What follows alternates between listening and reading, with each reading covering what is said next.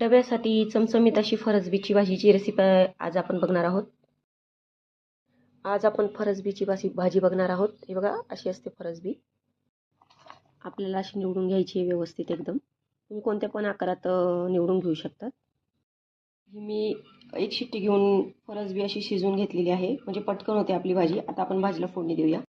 गॅसवर कढई ठेवलेली आहे. त्यामध्ये मी 1 ते 1.5 पळी तेल ओतून घेतले. 1 चमचा मी इथं जिरं मोहरी टाकत आहे. जिरं मोहरी छान तडतडली. आता इथं मी लसूण घेतलेला आहे.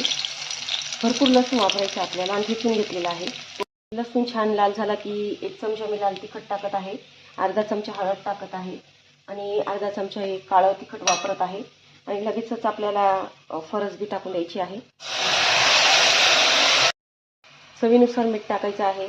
भरपूर अशी कोथिंबीर टाकायची आहे आणि व्यवस्थित मिक्स करायचं आहे आपल्याला हे. आणि तुम्हाला जर रस्सा नसेल पाहिजे तर 5 ते 10 मिनटं रस्सा फुल फ्लेमवर आपल्याला आटू द्यायचा आहे. आणि मी इथं भरपूर असं कूट टाकत आहे. आणि जर तुम्हाला पातळ हवी असेल तर तुम्ही अगदी 5 मिनटं उकळून घेऊ शकतात. आणि जर रस्सा नसेल पाहिजे तर तुम्ही रस्सा आटेपर्यंत शिजवून घ्यायची आहे.